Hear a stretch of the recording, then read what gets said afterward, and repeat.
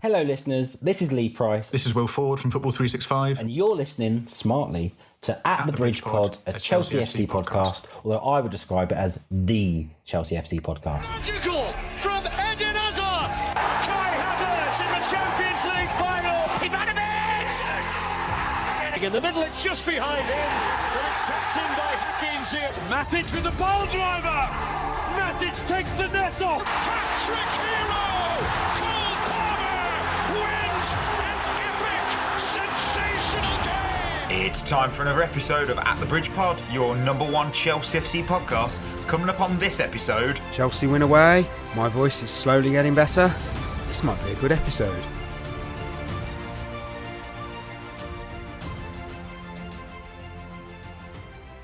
Oh, welcome back everyone to another episode of At the Bridge Pod, and I am joined in the virtual room filled with lions. I've got Chris, but he's a great lion. And no, I am not doing a Barry White impression. This is genuinely how I'm sounding in my voice. Friday show on a Friday. So what are you looking forward to this weekend, Chris? What am I looking forward to this weekend? That's a good question. I haven't really got any big plans, I'm not gonna lie. Quiet one. Yeah, a couple of the girls who I coach are playing, their team's playing in a cup final on Sunday, so I'm going to watch that. Ooh. But yeah, aside from that, not a lot else on really. Oh no. I mean, last week, listeners will know, week today, I told you all I was finally back to full health, ready to get out, explore and feel human again. And then a week before tomorrow, whatever, I woke up and I had a horrific sore throat. And by Wednesday, my voice had completely vanished. And I woke up around 2 a.m. on Thursday morning. Hot sweats, horrible. And sums up my year this year. I've not been well at all. Sucks, really. Got your immune system, Chris. Cheers for that. Yeah, no problem. Oh man, but look, I've hosted 489 episodes of this show so far, and there was no way I was missing 490. So I do sound a bit hoarse, but bear with me, listener. I'll do my best in the edit to make it normal volume. But with that, my games of the weekend. So, well, we'll kick off at 3 p.m. Saturday. Huge clash. Cardiff City, Stoke City, proper 6-pointer. Relegation battle. Cardiff are sort of stuck in the relegation zone on 42 points. Stoke just ahead on 44. I'm not going to watch it because that doesn't entertain me at all, but I might put it in my ACCA. 5:30, we're going to Germany, to Klassiker, Bayern, Dortmund. Dortmund aren't in the best of form, so probably won't be competitive. Probably 4-0 Bayern. But 9:30 p.m. Oh, MLS, Orlando City, New York Red Bulls. A special one, because one of our listeners is heading to that game, and we previewed it the other week. Hope you have a good game. Hope it's a good game for you. Sunday, 3 p.m, EFL Trophy Final, Birmingham City, Peterborough. Chance for Blues to lift their first silverware since that League Cup win over Arsenal in 2011. And got to wrap up the weekend with Sunday, 7:45 p.m, Rome Derby, Lazio, Roma. Oh, yeah. Proper derby. Oh, proper, always. And probably cause something that'll get one of the teams fined or something in Italy. It does happen. Oh, 100%. And you know what I'm on about, listener. Before we dive into the news, I just got some Shevva shoutouts. William agreed with Chris. Don't like watching us play. I don't remember the last time I watched the whole game. Oh, Yes, my kind of guy. yeah, well.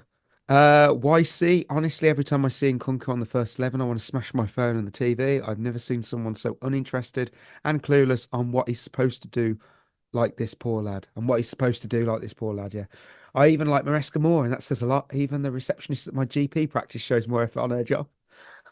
Wow. Oh, no. El House, finally. I couldn't agree more with football being a loser. Maybe this is an American take, but to combat the shitty Pep imitation ball that is everywhere, how about a shot clock? Basketball had the same issue. They instituted a shot clock, and now it's a fast-paced end-to-end situation. I don't know how that would work completely in practice, but I do think the human chess game, which is exactly what Maresca is doing, he's a beautiful mind and a world-class chess player. Rolls eyes. Yeah, he is. Yeah.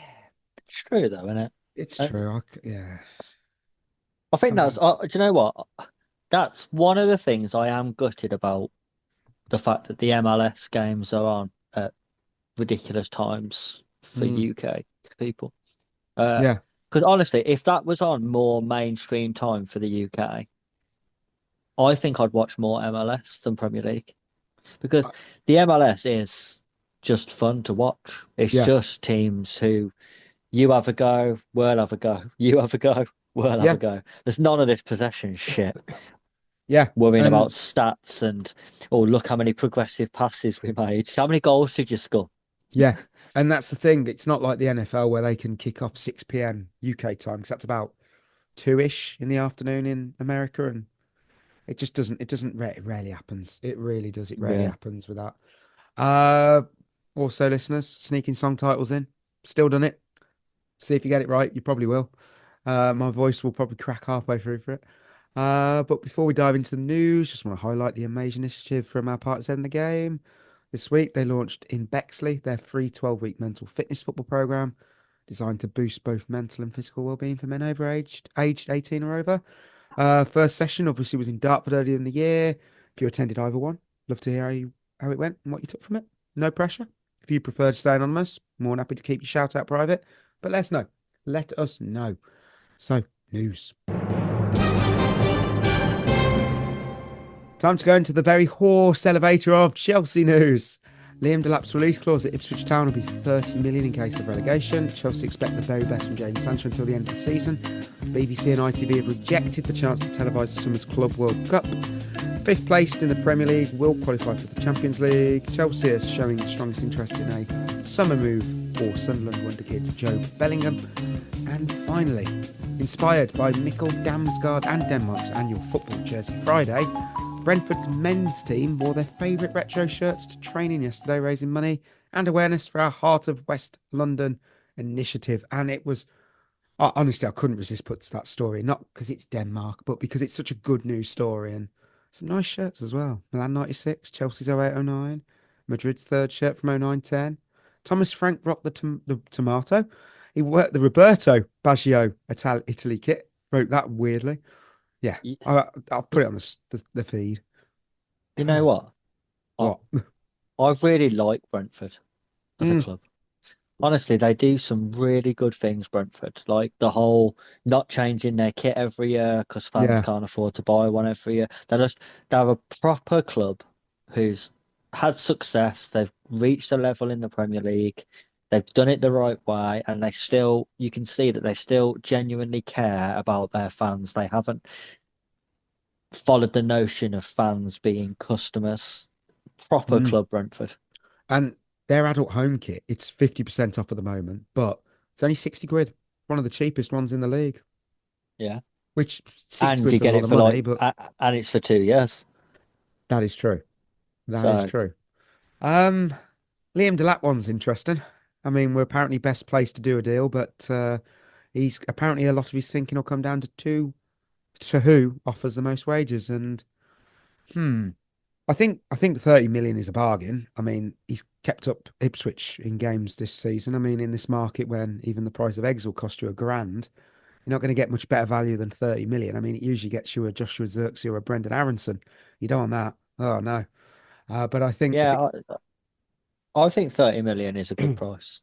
Yeah, we bashed be it, fair. but 30 million is cheap. Yeah, it is. And And again, for a player who will only increase or hold his value. English premium. It's always the way. Yeah.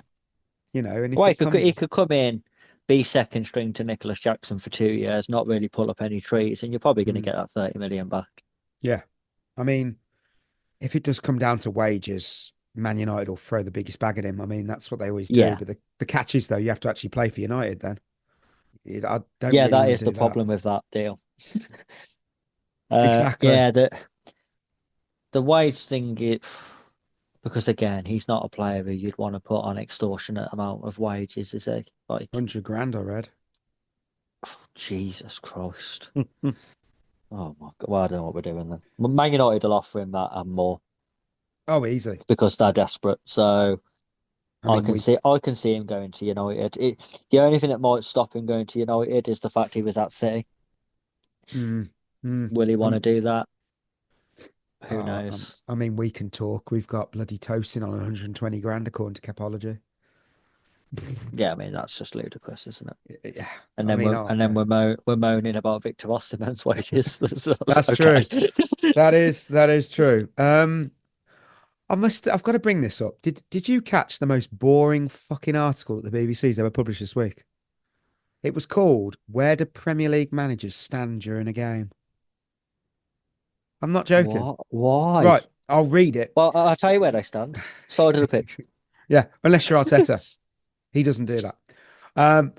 So this is how it starts. It goes, over the past 3 days, we sent a BBC Sport journalist to all 10 Premier League games to closely watch what every manager did.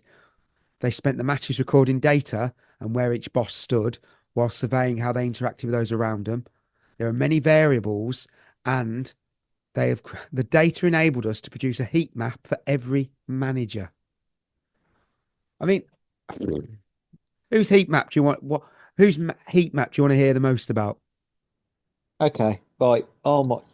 I don't know what to say. I'm actually lost for words.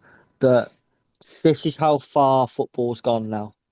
That people want to know where the manager stands during the game. I don't give a shit. I couldn't give a shit if he stood on the concourse if you win the game.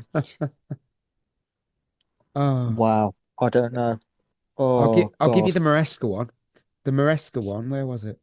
Fucking down the tunnel, Uh, hopefully.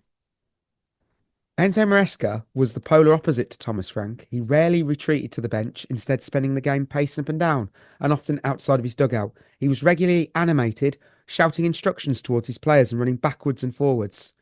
That's why we're shit then. He keeps telling them what to do. Yeah.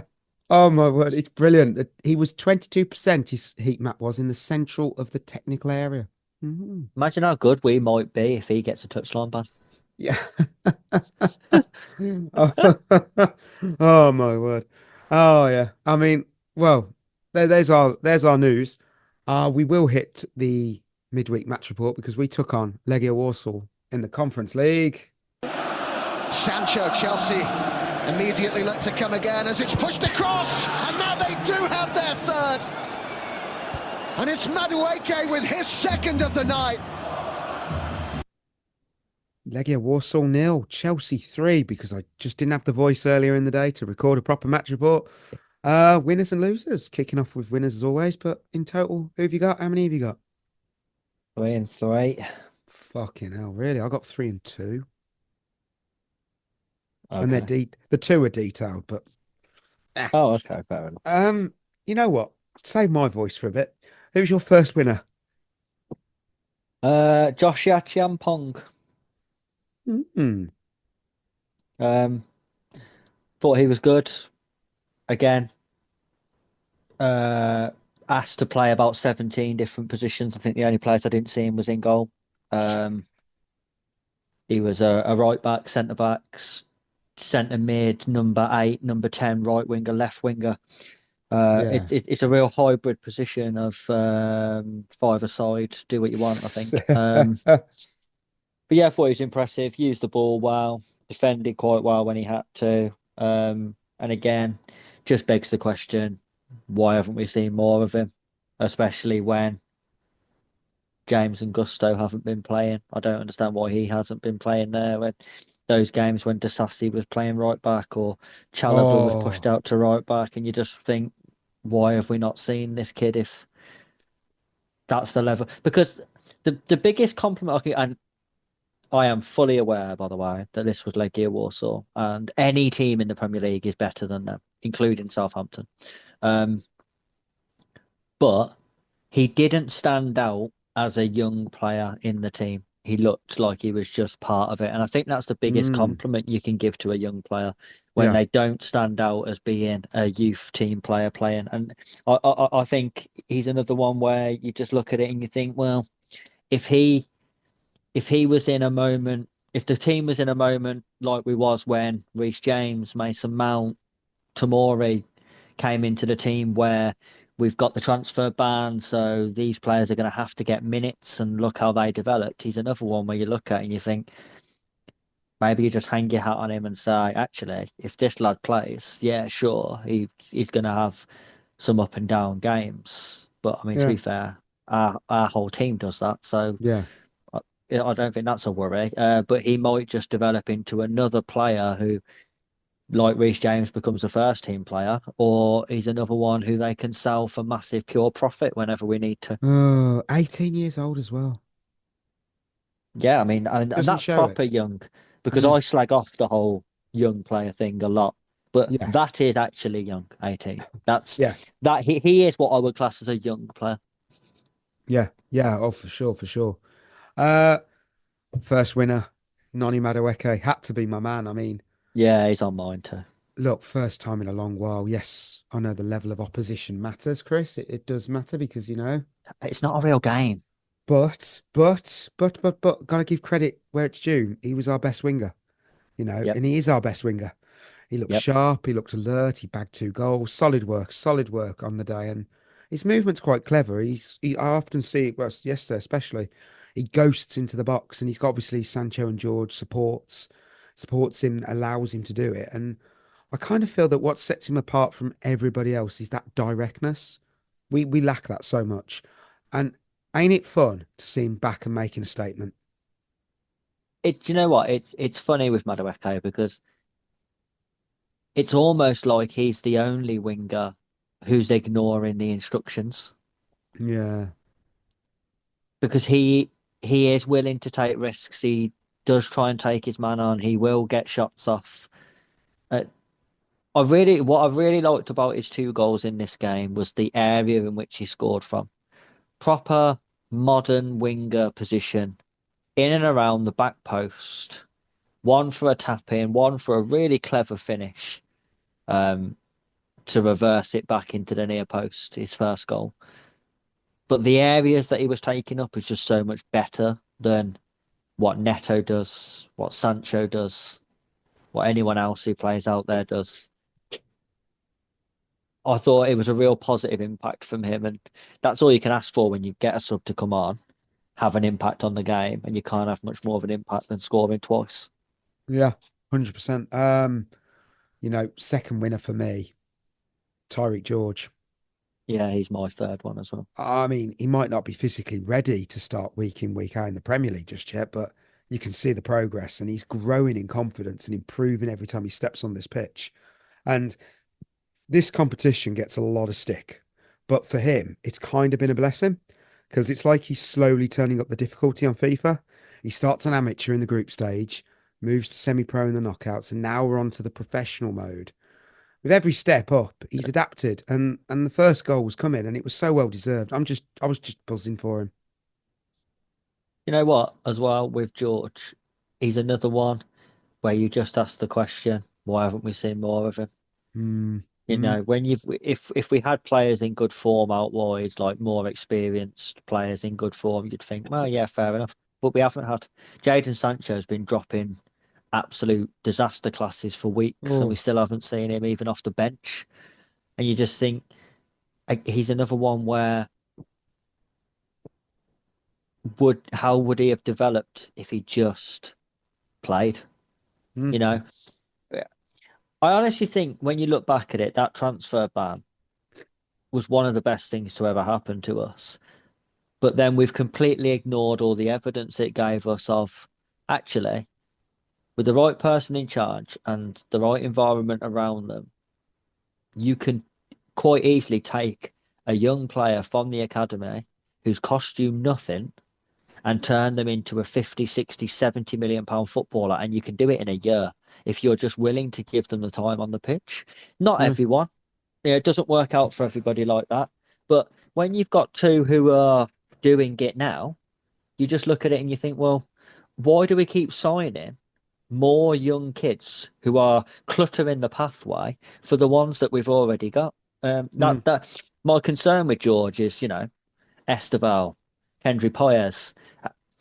His chances are limited now. They're going to be even more limited because we've brought 2 more young players who play the position he plays. And it's a shame for George because he's looked exciting, I think, this year whenever he's played. Hasn't always set the world alight. And I think some people again getting a little bit carried away with him. He's a good young player. He's a good prospect.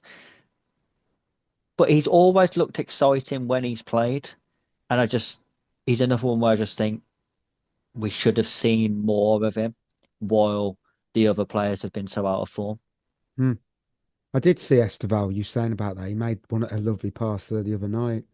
So naturally, everyone went, "Oh, he's going to be Neymar's hair." I was like, "Of course he is." Yeah, of course he is. Yeah, put pressure on him. Final winner, Moises Caicedo. He finally got a rest. First time Caicedo. Last night was the first time he hadn't started a game when available for club or country since he was about 12, running midfield for Muirhair, Tradora, soccer school. Yeah. Actually, look, seriously, it was a 3rd of October against Ghent, but still, the man's been playing non-stop. I mean, that week-long break will do him the world of good. All we know is that he certainly won't be going fast in my car anytime soon. If you know, listener, you know. Allegedly. We need to point that out. Allegedly, we don't know. Allegedly. Also great to now see Enzo Fernandez get some well-earned rest as well. Because if we want these two running the show long term, you've got to manage their minutes properly. No more. Let's keep playing them till they're in the ground mode. We can't keep that. Fucking hell, we need to stop that bullshit. There's a winners. I mean, it's one of them. I mean, it really was. It was one of those games, isn't it? I mean, it really was. It's not a real game. Until the final, which I'm going to touch on that. But who's a loser? The UEFA Europa Conference League. Fuck off. No way. I've got that. Yeah. Oh, wow. Okay, I want to hear yours. Well, when they first brought this competition in, it got a lot of backlash, let's say. Scrutiny. What's the point? Do we need it? And then I think the first couple of years, I actually thought you seen the real value in it. You know, giving these clubs who are never going to have major European nights in things like the Champions League a platform to go and play in Europe and achieve something. You know, Fiorentina have been to 2 finals. That wouldn't have happened if they was in the Europa League or the Champions League. They wouldn't have got to the final. West Ham winning a trophy. You had the Olympiacos run. I think those things was really good for the competition. And I think slowly it started to build a better reputation. We've slaughtered it. We've absolutely killed this competition. Everyone now is saying, what's the point in it? Because we shouldn't be in it. I think we should have been banned from it. I honestly do. I think our UEFA coefficient is too high to be in this competition. I think it was fine saying the team who finished 7th or 8th in the Premier League is going to go into this competition. And when it was Villa and when it was West Ham, it was fine. When it was someone like us, or it might be a Man United, or it might be a I don't know, a Liverpool if they had a drop-off season. If your UEFA coefficient is above a certain level, you shouldn't go into it. It should go to the next highest ranked team. So when we finished 7th or whatever it was, 6th to get here, it should have been the 7th place team in the Premier League goes into it, depending on what their UEFA coefficient, because it makes a mockery of the competition. Because we will walk this competition with our B team, and it will mean absolutely nothing to the club, the players, the staff, the fans, no one. And we're actually robbing other teams who it would have meant so much to the opportunity to play in a European final. We will take that place, and it literally means nothing to us. It's the exact equivalent of taking a semi-professional team and dropping them into Sunday League and then going, oh, look, they won that. That's weird. It's pointless. I honestly think we have made and it's not our fault.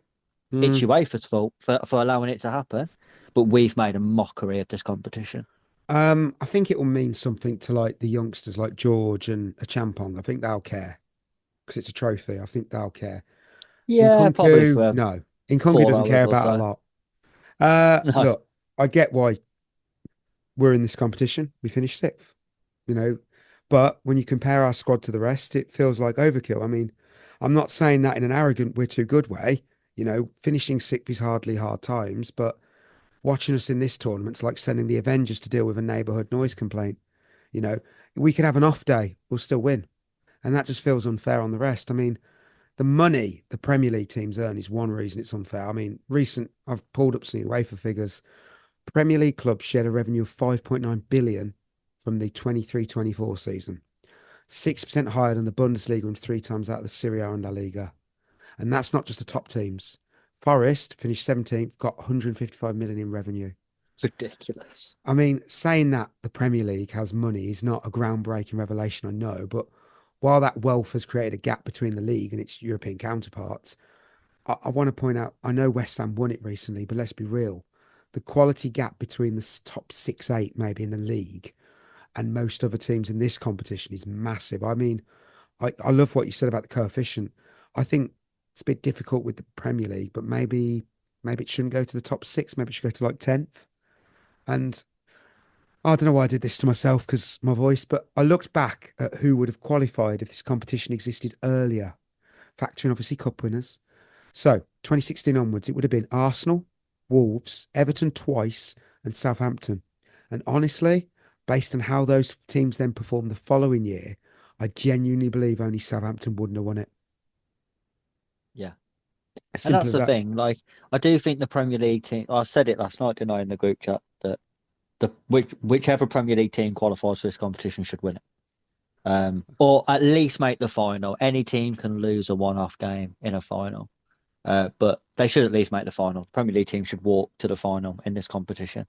But I still think we should have a place in it because we are a draw. And I think people have to realise that the competition does have to make some money. It has to have some True. draw for people to actually watch it. But yeah, I do think if you're a team who's, we won the Champions League 3 years ago, and now we're in the Yeah. Conference League, and you just think, what are we doing then? It'd be like dropping Real Madrid into it. You'd think, well, what's the point? They've won it. Yeah, you're not wrong. It's pointless. I just think they need to bring the UEFA coefficient into it somewhere where it's not solely based on league position in the Premier League. I think it's the highest ranked, lowest coefficient team. So, as it stands, our coefficient's 96. I don't know if it's 96 or 96,000 because it doesn't actually tell me on here. But just says 96 dot. So whatever. The nearest to us is Fiorentina with 42. I mean, that's not even close, is it? Well, last year, let me look at the semis. Club Brugge was the highest in the semis with 54. Nearest to them was then Olympiacos 39. So year before that, you had FC Basel with 55 and then AZ Alkmaar 28.5. Before that, Roma had 90k. Feyenoord had 21 in that final. Tells you enough that. Roma were a bit too strong for it and they won it. Yeah. I mean, this is something else I want to bring up. Do you know where the final is held this year? Poland, is it? Yeah, it's Wrocław in Poland, and it's at the Wrocław Stadium. So UEFA's third competition gets the third biggest stadium in Poland. It's a 45,000 seater. I mean, it's a better choice than the year West Ham won it. UEFA chose the Fortuna Arena, and that had 19,000 seats. A European 19,000 seats. Yeah, that's ridiculous. I mean, West Ham Stadium, their home attendance is, well, it's double that. I can't remember what the London Stadium. They've probably got more season ticket holders than that. London Stadium holds 68,000. So there you go. I mean, wow. Oh dear. Who's your second loser? I've got Maresca. Of course you have. And yeah, and I know people have been like, oh, he changed the game with his substitutions. He took a winger off and he brought another winger on. It's hardly reinventing the wheel, is it? But man, and again, it was another goalkeeping error that broke the deadlock, and then the game is different. An Andre Onana special. Yeah, I mean, I don't know what the goalkeeper was doing. It's a speculative. I mean, to be fair, professional goalkeeper, and he spelt that out. I mean, I don't know what we're saying. I honestly, I hate everything about him. I think Maresca embodies everything that's wrong with modern coaching. They want to micromanage players to within an inch of their life. They care more about stats than what they're actually watching. This whole bollocks that he's trying to spin as some innovative game-changing thing of, oh, we play shit in the first half on purpose and then we win in the second half. No, you're trying to spin something that keeps happening as a positive, and like you're doing it on purpose, but you're not doing it on purpose, mate. You're not doing it on purpose at all, because if you are, that's actually worse. I think it's worse if he is doing it on purpose. If you're purposely setting your team up to play shit in the first half to then win the game in the second half, what happens on the day when you've lost the game in the first half? Oh, we had that bollocks before. We could quite Brentford was a prime example. We could have been 2-0 down at half time. The game's over. I don't care what you do in the second half. The game's dead. So everything about him at the moment is just winding me up. And then people jumping on it because we won the game, and they're like, "Oh, I thought his substitutions was spot on." It's like for like substitutions. Like you could have got any. There was actually fans online saying we should do this for the second half, and that's exactly what he did. Like, you don't have to be a pro-licensed coach to realise, well, actually, he's been shit on that wing, so I'm going to take him off and I'm going to bring another winger on who just happened to play better. If Noni had come on and dropped a stinker, no one would have gone, what an inspired substitution.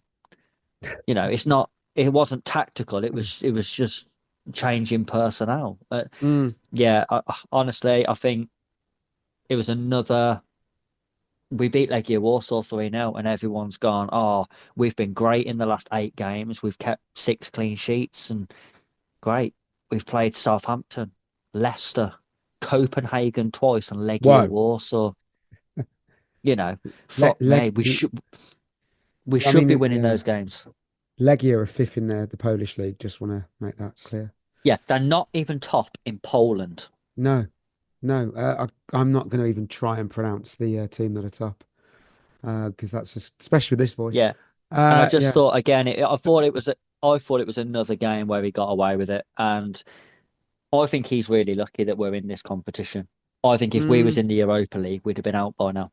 I think we'd have been knocked out, and the pressure really would have been on him. And I think he's really lucky that every time he's been under a bit of pressure because of a poor performance, we've had a Conference League game where we've smacked Noah 8-0, or you've played someone else shit and everyone's gone, oh, do you know what? I thought we was actually really good. When we get it right, you can see what he's trying to do. No, we're playing pub teams, mate. Do you know what? It's got nothing to do with the manager. I think if we were in the Conference League quarters that we're at now, I'd say we'd beat Spurs and United, but that's about it. Maybe Rangers. So I don't think we do. I honestly don't think we do. I honestly don't think we do. I looked at the Europa League last night and I thought, well, yeah, but everyone beats Spurs. Yeah. I wouldn't be confident about beating Man United over 2 legs. I wouldn't be confident about beating Lyon over 2 legs. I wouldn't be confident about beating Eintracht Frankfurt over 2 legs. Rangers, I wouldn't be confident about beating over 2 legs. You know what I mean? Like, there's one team teams. in that. Yeah, there's one team in that in the Elite Serie in Norway. Bodo Glimt, 2-0 over Lazio. They dominated that game last night. Fucking dominated it. And that's a shocker. But they aren't a bad team either. I remember the year. I think, did they knock Roma out the year after Roma had won it? I remember. I know that out of the Europa League. Trouble is, going to Bodo Glimt, it's a tough environment. I mean, it's freaking cold. It's so cold. I did hear people saying that after this game as well, that, oh, we've just won 3-0. I mean, like, this makes me laugh. You'll remember this, I'm sure. When we qualified for this competition, the main thing people said was, we don't care.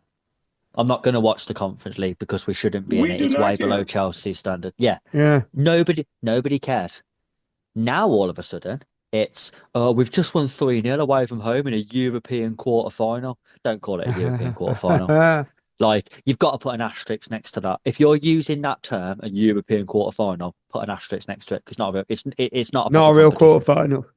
Yeah, and and now it's like, we've gone away to a tough place to go. That's what people said. A tough place to go.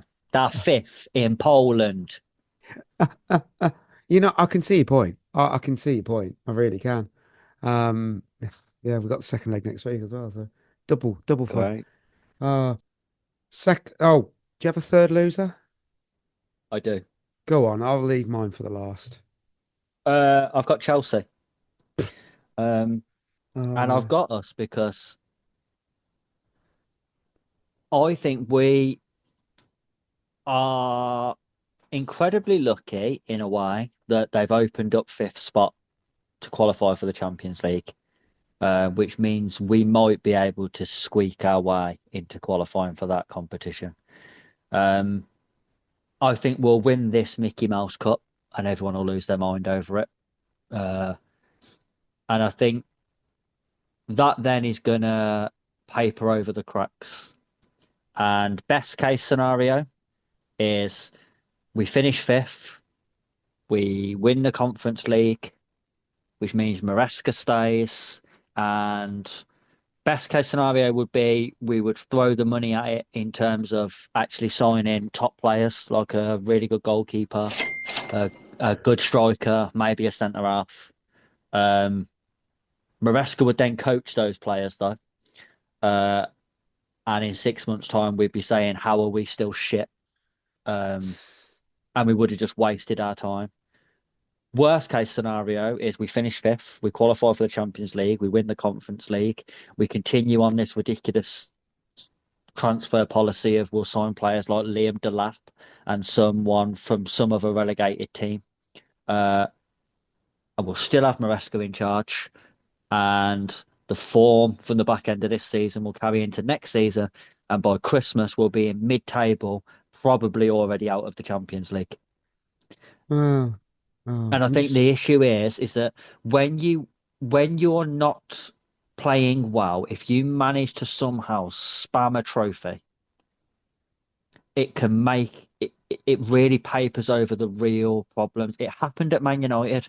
They was absolutely shit that season under Eric Ten Hag, and everyone was on the same page of he's got to go. He's not getting anything out of the players. He's not improving the team. His style of play isn't good enough. No one's improving. Players are regressing under him. Then they won the FA Cup and went, oh, hold on a minute.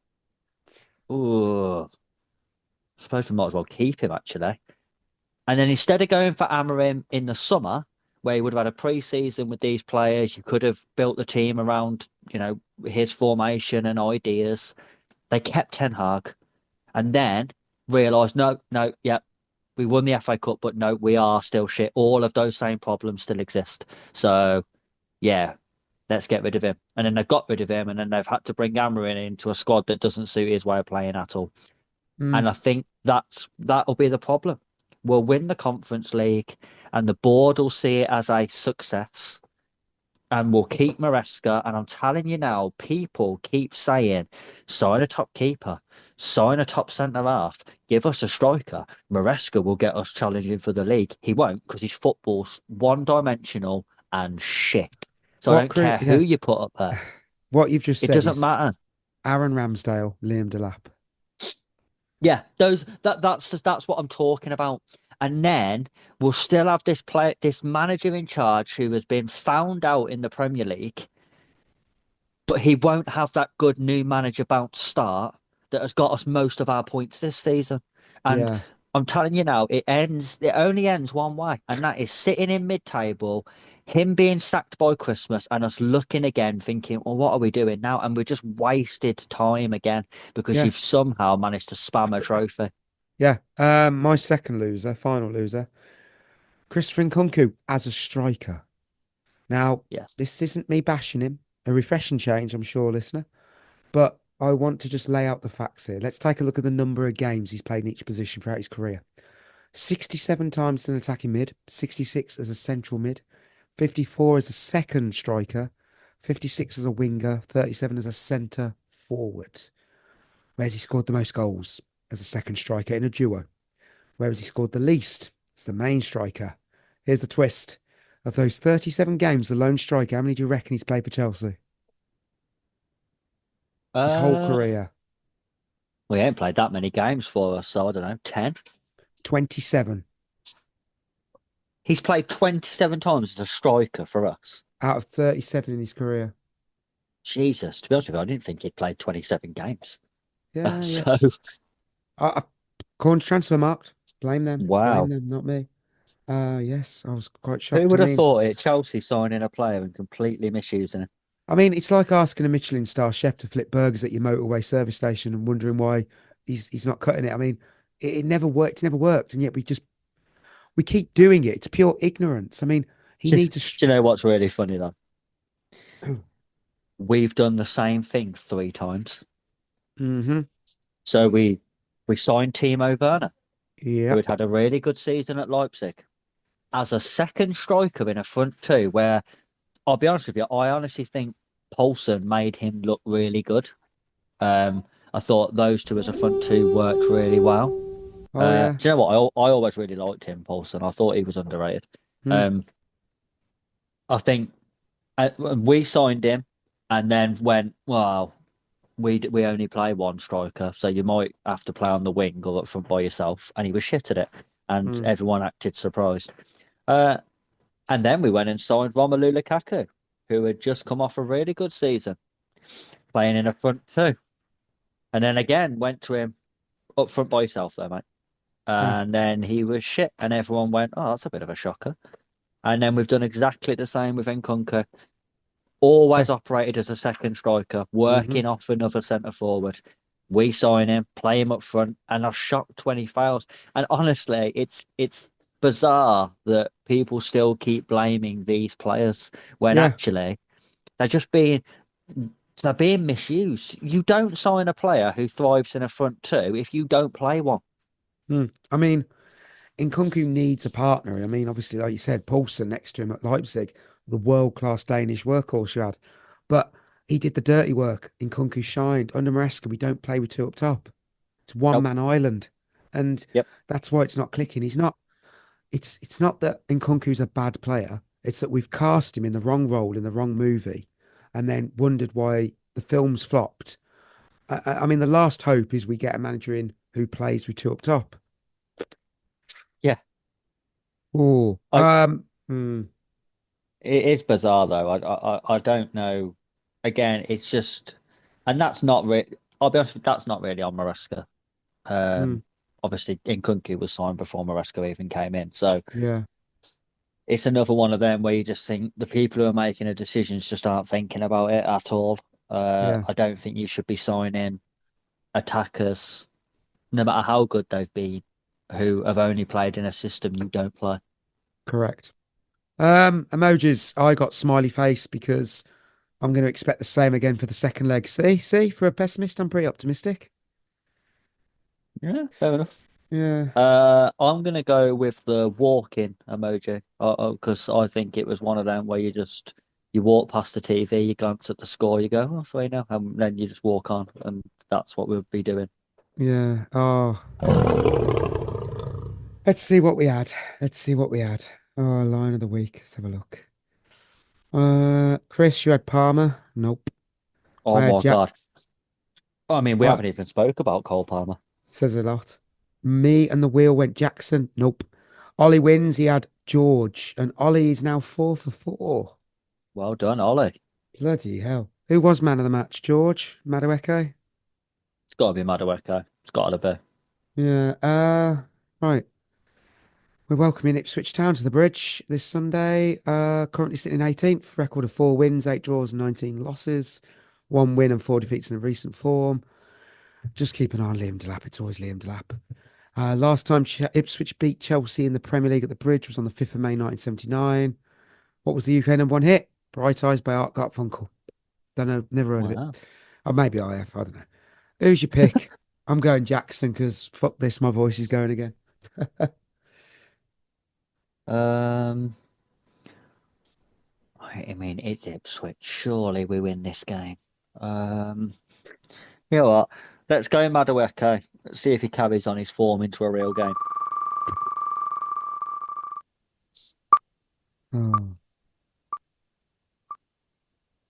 Oh, fuck off. Robert Sanchez. I mean, If that turns out to be right, something's gone horribly wrong in this game. I'm so scared. Oh no. Oh fuck. I've got questions. Don't know if I'll be able to answer them all in my throat. But let's have a look. What have I got? What have I got? I'll give it a go. Yeah, well, thank you. NJ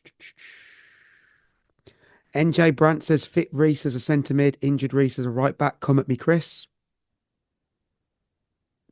I'd prefer it the other way around, I reckon. You would, yeah. Reece James isn't bad in centre mid, but he's not great either. And we just know how good James can be at right back. And I do understand that, yes, he is more likely to get injured as a right back because there's more sprints. And when you have hamstring problems, that tends to be when your hamstrings go, is when you're doing those short acceleration sprints. I'd still prefer to see him at right back, even with the risk, to be honest, because I just think he's so good there. And I just think you could quite easily set the system up so that he doesn't have to do so many high intensity sprints, even from right back. Merger clause, should we loan Nkaku to the Bundesliga, get him form, and then sell him after? I mean, it's not a bad shout. If you're going to send a striker somewhere to score goals, it is the Bundesliga. So who would want him in the Bundesliga, though, is the question. Yeah. And AJ, a couple of Quaresma's questions for you lads. They dropped it on the Spotify. One, with our severe lack of talent on the left, do you think we should sign Osman to play through the middle and play Jackson on the left? I don't hate that idea at all. I think Jackson could be very effective on the left, as long as you're not telling him to stay wide. I think if you're playing him more of a sort of an inside forward, I think he could be very effective there. Or you could just change to a system which would allow you to play a front two. I like that. And finally, with Ancelotti leaving Real at the end of the season, would you have him back? In a heartbeat. Yeah, he's a quality guy, and he's quality manager, quality guy, quality eyebrow. Can you say? Right, listeners, we're at the end of another episode. No Lone Army because there's no one here.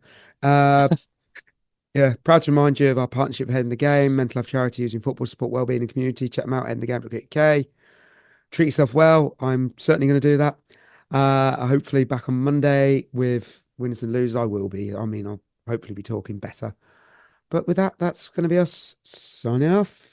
You've been listening to At The Bridge Pod, a Chelsea FC podcast. Follow us on Twitter and Instagram by searching for At The Bridge Pod. And if you're listening on Apple or Spotify, leaving us a review is always appreciated.